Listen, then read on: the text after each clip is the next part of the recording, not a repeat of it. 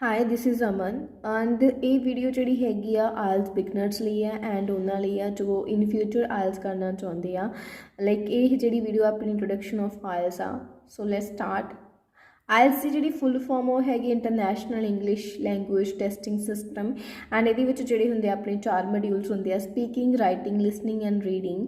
तो अज आप स्पीकिंग लिसनिंग तो रीडिंग मॉड्यूल बारे गल करांगे नैक्सट वीडियो के आप अपलोड करांगे about writing so in speaking we have 3 parts. First is intro, second cue card and last one follow-ups. Like जो इंट्रो पार्ट होंगे वो अपने नॉर्मल क्वेश्चनस करते हैं डू यू लाइक एंड ये थोड़ी टेंस ऑफ वेरिएशन भी चैक करते हैं लाइक थानू टेंसिस बारे कितनी इन्फॉर्मेशन आ and after that cue card एक टॉपिक देंगे हैं जिसे 2 तो 3 मिनट तक बोलना होंगे एंड उस तो बाद आते फॉलोअप्स की होंगे कि लाइक थानू क्वेश्चनस करने वो क्यू कार्ड रिलेटेड जिसे जस्टिफाई कर सकते हो विद एग्जाम्पल्स के नाल एंड जी थोड़ी स्पीकिंग होंगी है नीयर अबाउट 12 to 13 मिनट्स तक होंगी है तो जी स्पीकिंग होंगी है थोड़ी एग्जाम के जिमें जिद लिसनिंग रीडिंग तो राइटिंग होंगी आ उन्होंने तो पहला भी आ सकती है तो बाद भी आ सकती है बट जो थोड़ा लिसनिंग रीडिंग तो राइटिंग एग्जाम होंगे वो थोड़ा एक दिन होंगे एंड सो आफ्टर दैट थोड़ा सैकेंड मॉड्यूल आता लिसनिंग की होंगे अपने को 4 सैक्शनस होंगे आ जोड़े कि अपने मतलब जी टाइम लिमिट आ वो 25 to 30 मिनट्स तक होंगी है तो मतलब तुसी हैडफोन ला के सुनना होंगे जिद डिफरेंट टाइप ऑफ क्वेश्चनस करे जाएंगे तो तुसी वो फिल करने होंगे हर एक सैक्शन के 10 क्वेश्चनस होंगे लाइक 40 क्वेश्चनस हो गए अपने एंड जी टाइप ऑफ क्वेश्चनस वो किदा होंगी है फिलअप्स होंगी 1 वर्ड होंगी है 2 वर्ड्स होंगी है एंड 3 वर्ड्स होंगी है एंड MCQ किमें होंगे कि उपर एक स्टेटमेंट दी है उस तो बाद तुहानू मतलब वो की पूछा होंगे है कि ABC ऑप्शन होंगे उन्हें आप चूज़ करनी होंगे एंड एक होंगी है जी टाइप होंगी है मैप लाइक मैप की लोकेशन होंगी है भी उत्थे एक मैप बनाया होंगे ने आप दसना होंगे कि जी ये लोकेशन आ इहदा नेम की आ ਇਹਦਾ नेम की आ left side north side like proper थोड़ी डायरैक्शन की इन्फॉर्मेशन होनी चाहिए है एंड उस तो बाद आती थोड़ी मैचिंग मतलब सेंटेंस कंप्लीशनस लाइक एक लाइन बोली भी होंगी वो आप कंप्लीट करना वो नीचे लिखा होंगे उन्होंने आप नाल कंबाइन करना होंगे एंड लिसनिंग थोड़ा जो थोड़ी लिसनिंग कवर होगी तो उस तो बाद अपने को 10 मिनट्स होंगे आंसर ट्रांसफर करना so now look at reading in reading module we have 3 passages अपनी रीडिंग के 3 पैसेज होंगे 1 आवर का टाइमिंग होंगे एंड स्पैशली जी बच्चों को भी पता होनी चाहिए कि ये अपने को 10 मिनट्स एक्सट्रा नहीं होंगे आंसर ट्रांसफर करने सो वी कॉन्शियस जो भी रीडिंग करनी है अपनी आंसर नाल दी नाल आंसर शीट पर ट्रांसफर कराया करो सो थानू मतलब एग्जाम टाइम इदा की कोई प्रॉब्लम ना आए एंड ये जी रीडिंग होंगी ये अपने 40 क्वेश्चन है मतलब तीनों पैसेज के जो क्वेश्चन मिला के अपने 40 क्वेश्चन होंगे किसी 13 14 16 लाइक इदा के क्वेश्चन होंगे एंड जी क्वेश्चन टाइप्स होंगे फर्स्ट होंगे true false not given yes no not given like first of all difference की आ true false and yes no के ट्रू फॉल्स होंगे कि जो एक चीज़ कोई साइंटिफिकली प्रूफ की हुई है ना मतलब किसी चीज़ के फैक्ट तो आने जोड़े क्वेश्चन होंगे ट्रू फॉल्स बेस्ड होंगे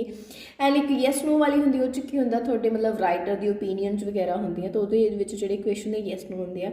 एंड स्टूडेंट्स बी श्योर मतलब कई बार की होंगे उपर अपने ट्रू फॉल्स लिखा होंगे बट नीचे तुसी जो आंसर ट्रांसफर करते हो येस नो कर देंगे एंड येस नो की जगह ट्रू फॉल्स कर देंगे हो लाइक भावें थोड़ा आंसर बिल्कुल सही है बट जो तुसी डिमांड्स के अकॉर्डिंग नहीं चलोगे तो थोड़ा आंसर गलत हो जाएगा एंड सैकेंड टाइप आती है हैडिंग की होंगे 2 टाइप्स होंगे Roman letters and passage name Roman letters किदा होंगे कि जिदा फर्स्ट सैकेंड थर्ड फोर्थ आप पैसेज के नेम अगे लिखना होंगे एंड सैकेंड होंगे कि थोड़ा लाइन दी भी होनी वो आप दसना होंगे कि लाइन कि पैसेज नाल मैच होंगी तो उत्थे आप पैसेज का नेम लाइक ABC दसना होंगे दैन होंगी थोड़ी फिलअप्स की एक नॉर्मल होंगे जिद 1 वर्ड 2 वर्ड्स लिखने होंगे एक सम रिलेटेड आदि होंगे एंड एक सिनोनिम बेसिस होंगे लाइक उधर जिमें थोड़ा पता कि इंपॉर्टेंट मीनिंग क्रूशियल आ तो थोड़ा उदा की ही मतलब जो फिलअप्स आदि होंगे फोर्थ टाइप होंगी जी अपनी MCQs की होंगी है सेम जिदा लिसनिंग ABCD दी होंगे ऑप्शन इदा होंगे तो ये आप कि सॉल्व करने मतलब ये जो आप रीडिंग आ कि सॉल्व करनी है वो भी मैं एक वीडियो ਅਪਲੋਡ ਕਰਾਂਗੀ। ਐਂਡ ਦ 5th ਜਿਹੜੀ ਆਪਸ਼ਨ ਹੁੰਦੀ ਉਹ ਰਾਈਟਰਸ ਨੇਮ ਹੁੰਦੀ ਹੈ, ਲਾਈਕ ਰਾਈਟਰਸ ਦੇ ਨੇਮ ਦਿੱਤੇ ਹੁੰਦੇ ਆ ਐਂਡ ਵੀ ਮੈਚਡ ਵਿਦ ਦ ਸਟੇਟਮੈਂਟ, ਆਪਾਂ ਸਟੇਟਮੈਂਟ ਨਾਲ ਮੈਚ ਕਰਨਾ ਹੁੰਦਾ ਕਿ ਕਿਹੜੇ ਰਾਈਟਰ ਨੇ ਕਿਹੜੀ ਗੱਲ ਕਹੀ ਆ। ਐਂਡ ਇੱਕ ਹੁੰਦਾ ਕੰਪਲੀਸ਼ਨ ਆਫ ਸੈਂਟੈਂਸ, ਲਾਈਕ ਇੱਕ ਹਾਫ ਸੈਂਟੈਂਸ ਤੁਹਾਨੂੰ ਕੁਐਸਚਨ ਦੇ ਵਿੱਚ ਦਿੱਤਾ ਹੋਣਾ ਤੇ ਨੀਚੇ ਆਪਸ਼ਨਸ ਹੋਣੀਆਂ, ਤਾਂ ਉਹ ਆਪਸ਼ਨਸ ਨਾਲ ਆਪਾਂ ਕੁਐਸਚਨ ਨੂੰ ਮੈਚ ਕਰਨਾ ਹੁੰਦਾ ਕਿ ਕਿਹੜੇ ਕੁਐਸਚਨ ਨਾਲ ਕਿਹੜੀ ਮੈਚ ਹੁੰਦੀ ਹੈ। ਜਿਹੜੇ 2 ਟਾਸਕ ਹੁੰਦੇ ਆ, ਟਾਸਕ 1 ਐਂਡ ਟਾਸਕ 2। ਟਾਸਕ 1 ਦੇ ਵਿੱਚ ਕੀ ਹੁੰਦਾ ਕਿ ਆਪਣੇ ਕੋਲੇ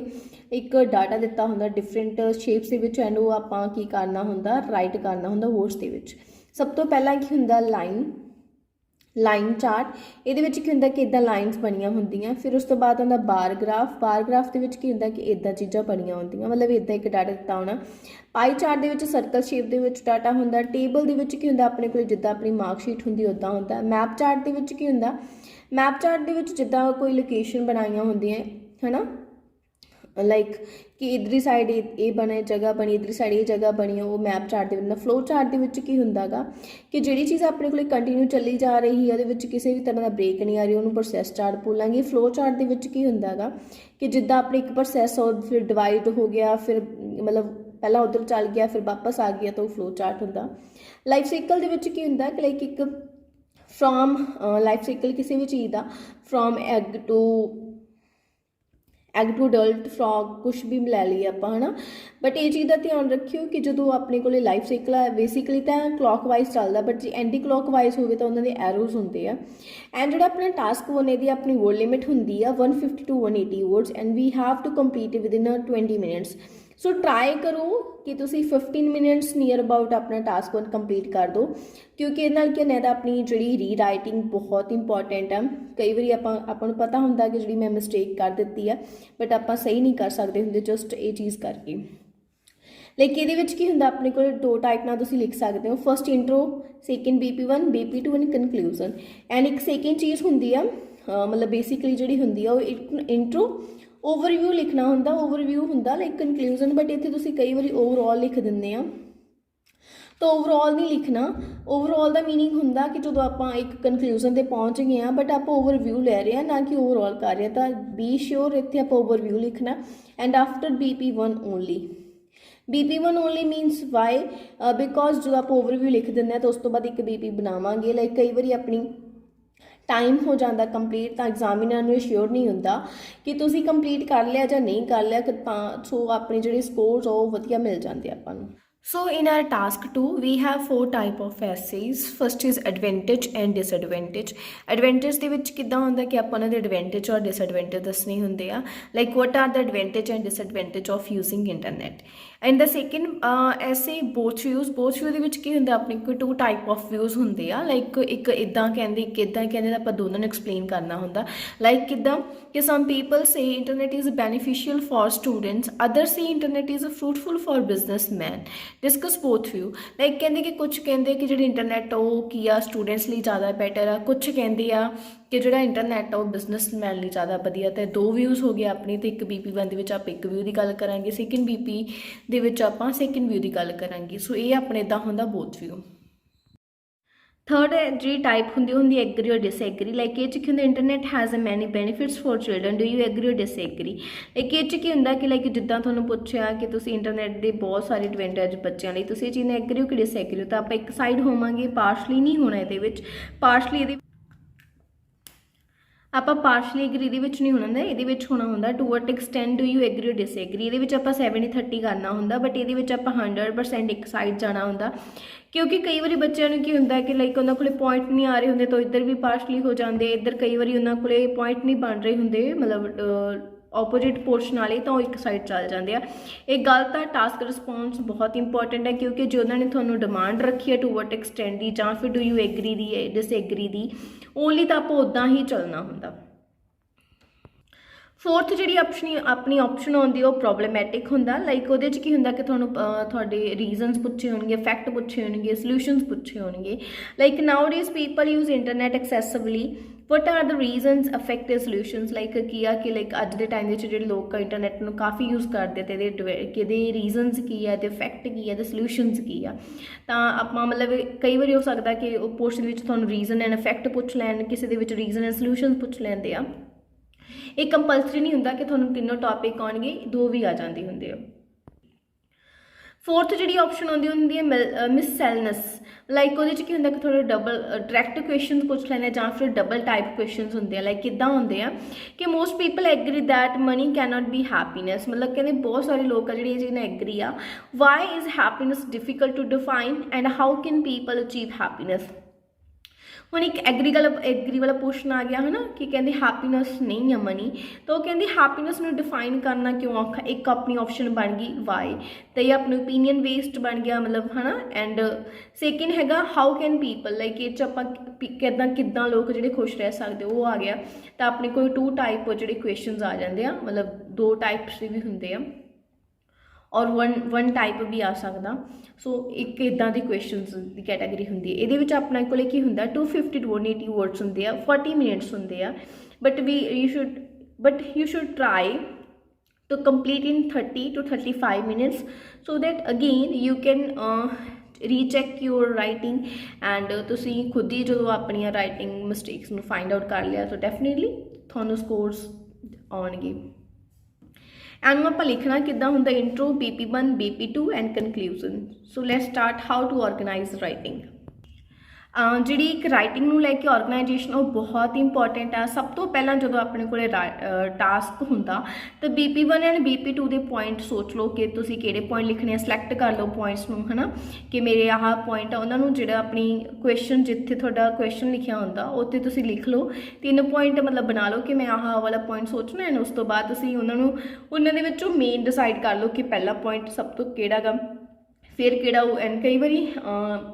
बारी पता की होंदा कि आप जो लिख रहे होंगे स्टार्ट करते नाल लिखना प्लान नहीं करते, तो कई बारी जो अपने इंपॉर्टेंट वाला पॉइंट होंदा सब तो एंड से चल जाता है एंड जो यूजलैस लाइक सिली जा होंदा पॉइंट वो आप उपर लिख दें जिद नाल कि ऑर्गेनाइजेशन वो वधिया नहीं बनती। एंड उस तो बाद आप ऑर्गेनाइज किद्दां करना, इंट्रो दे विच जर्नल लाइन होंदी है जी कि कॉमन लाइन होनी है, लाइक जे इंटरनेट ते तो नॉर्मली कॉमन इंटरनेट ते बन गई। स्टेटमेंट लाइन के विच की होंदा कि आप जी स्टेटमेंट है पैराफ्रेज करना होंदा। एंड थीसिस लाइन की होंदी आ कि लाइक थोड़े तो की डिमांड रखी, एडवेंटेज डिसएडवेंटेज आ बोथ व्यू आ, तुसीं वो कन्फर्म करना होंदा। एंड उस तो बाद BP1 एंड BP2 नूं किद्दां ऑर्गेनाइज करना, सब तो पहले एक पॉइंट जो तुसीं लैता उन्हें एक्सप्लेन करो 2 to 3 lines they which. And उस तो बाद एग्जाम्पल नाल जस्टिफिकेशन करना, जस्टिफाई करना जरूरी है। एंड उस तो बाद काफ़ी जो बच्चे एग्जाम्पल दे देंगे बट उन्हें रैपअप नहीं करते। रैपअप मीनस की होंदा कि लाइक कोई भी तुसीं पॉइंट लैता उन्हें एक्सप्लेन किया, एग्जाम्पल दी बट उन्होंने ये नहीं एंड ते करिया, कनक्लूड नहीं करिया कि so like so hence in this way these are important. जिहड़े ये मेन एक्सपैक्ट होंगे जो आप भुल जाते हैं तो ये भी जोड़े अपने स्कोर नूं क्या डिटेक्ट करते हैं। वन होंदा अपना कनक्लूजन होंदा उहदे विच की करना होंदा आपां एक्सट्रा चीज़ ना पाओ तो बैटर आ, लाइक जस्ट जिहड़े तुसीं उपर पॉइंट लिखे BP1 एंड BP2 दे विच उन्हां नूं समराइज कर दो सो दैट मतलब कि एक वधिया ऑर्गेनाइजेशन रहे। एंड मेन जी अपनी राइटिंग दे विच 4 टाइप्स आ जिहड़ियां की स्कोर्स नूं इनकलूड करदियां। फर्स्ट है टास्क रिस्पॉन्स। टास्क रिस्पॉन्स किद्दां हुंदा कि लाइक तुहानूं एग्री डिसएग्री पूछे, लाइक जिद्दां मैं तुहानूं कहा सी कि कई बच्चे जिहड़े हुंदे आ एग्री डिसएग्री दे विच पार्शली हो जाते, टू वट एक्सटेंट दे विच सिर्फ एक साइड हो जाते हैं, तो जिहड़ा अपना टास्क रिस्पॉन्स हुंदा वो की हो जाता ओपोजिट हो जाता, जिहदे करके स्कोर आ जिहड़ी अपनी वो घट जाते हैं। नैक्सट जो होंदा कोहेरेंस एंड कोहीजन होंदा, उहदा मतलब की होंदा कि प्रॉपर ऑर्गेनाइज किया होया राइटिंग, लाइक जस्टिफाई किया भी होयागा इफ वाली कंडीशन नाल और वैन वाली, मतलब जिद्दां तुहानूं लगदा तुसीं सिंपल राइटिंग रखो। एंड उस बाद लैक्सीकल सोर्सिज मीनस की होंदा बकैब। एक बकैब दे विच की होंदा बच्चों नूं कि लाइक वो की फाइंड आउट करने की कोशिश करते हैं बहुत औखे word but they didn't know, है ना, मतलब उन्होंने मीनिंग नहीं प्रॉपरली पता होंगे। लाइक हर एक इंग्लिश के भी इदां दी आ कि जिहड़े एक वर्ड आ उहदे 3-4 मीनिंग्स होंगे आ, जिहदे लई कि आपां नूं कैलोकेशन बहुत इंपॉर्टेंट है। लाइक एक जगह तुसीं लिखता टू रिकैप्चुलेट वर्ड लिखता बट उस तो बाद तुसीं बिल्कुल सिंपल लिखा तो कैलोकेट नहीं होना, वर्ड्स मैच नहीं होने, उहदा मीनिंग की हो जाएगा कि तुसीं एक जगह तो हाई लैवल दी इंग्लिश लैके एंड सैकेंड साइड की आ गए कि जमा डाउन लैवल आ गया, तो जिहदे नाल कि थोड़ा कोरिलेशन नहीं बनना, तो थोड़े बकैब दे स्कोर्स डिटेक्ट हो जाएंगे। सो बी कॉन्शियस टूवर्ड्स लाइक उदां दी बकैब ना चुको कि उहदा तुहानूं मीनिंग ना आवे। जे राइटिंग प्रॉपर जे तुहानूं इन्नी है कि असीं बकैब बहुत पाउणी है तो मेक श्योर कि जिहड़ी तुहाडी राइटिंग दे बाकी वर्ड्स वो भी उन्हां नाल मैच होण, बट नहीं सिंपल बकैब रखो। Fourth one is grammatical range and accuracy, मतलब ये की होंगे कि थानू प्रॉपर थोड़े ग्रामर के रूल्स पता। कई बार जिदा हम एक चीज़ होंगी है कि जो आप एग्जाम्पल दे रहे हैं एक परसन की और नहीं, तो उस टाइम कि आप लाइक बोलते हैं a person right, so it's wrong है ना लिखना, इट राइट्स आऊगा, एवरीवन हैज़ आंदा होंदा। सो जी रूल्स की वेरीएशनस होनी जरूरी है। ग्रामर बहुत इंपॉर्टेंट आ, without grammar we can get scores. So ये सी राइटिंग लाइक आप उस तो बाद एक सैंपल बेस्ड राइटिंग ऐसे भी कर लाँगे कि प्रॉपर किद्दां ऑर्गेनाइज करना। सो ये सी अपना राइटिंग मॉड्यूल कि किद्दां हैंडल करना।